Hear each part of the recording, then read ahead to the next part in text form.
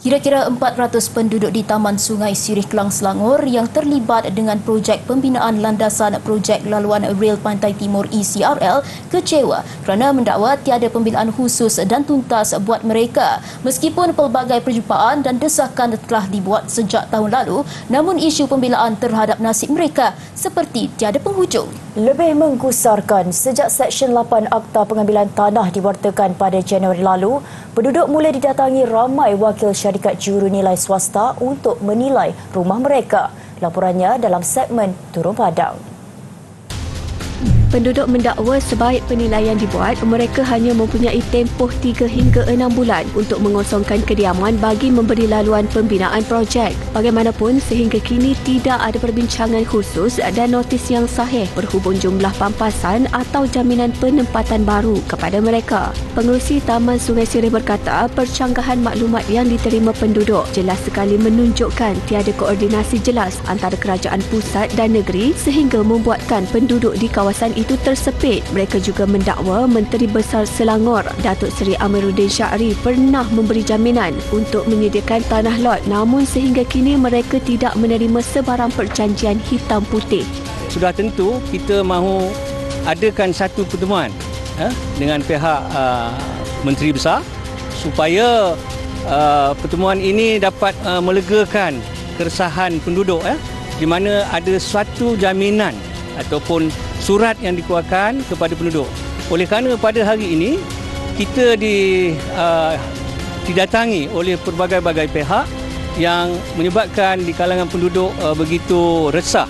Berlaku kekeliruan di kalangan penduduk kerana statement-statement daripada kerajaan negeri dan pihak pentadbir JPPS ini yang katanya selepas penilaian telah dibuat dalam tempoh tertentu yang amat singkat, maka penduduk perlu akan diberi notis pengosongan rumah. Jadi sebab itu kami memerlukan satu jawapan yang tuntas daripada kerajaan negeri, terutamanya daripada Menteri Besar untuk memberi penjelasan kepada persoalan ini.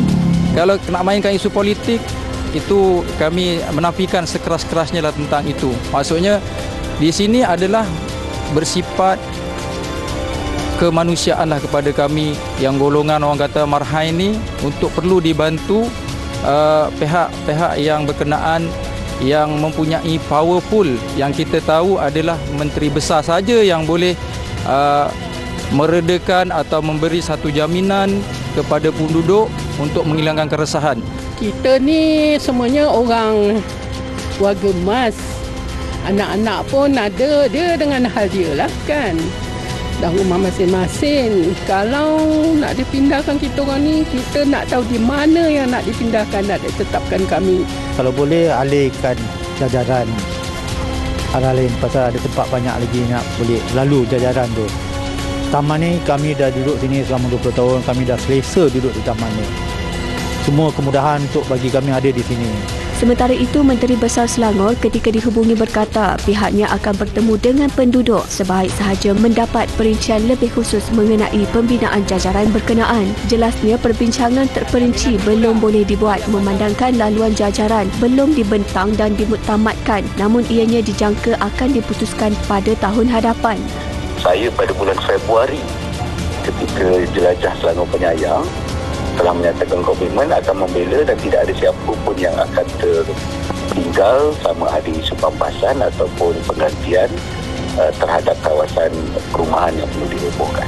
Jelasnya sehingga kini kerajaan negeri belum membuat apa-apa proses pengambilan tanah selain mengesahkan tiada notis dikeluarkan oleh kerajaan negeri kepada penduduk. Perjumpaan akan tetap diadakan sebab komiti yang di-chair oleh SS itu yang akan meminta pejabat tanah atau sebagainya mengadakan perjumpaan dengan semua rumah yang terdesak dan semua penduduk yang terdesak.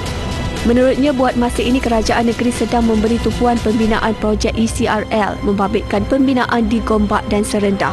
Kami penduduk Taman Sungai Sirih mahu jumpa dan jaminan Menteri Besar. Laporan Aslina Abu Bakar.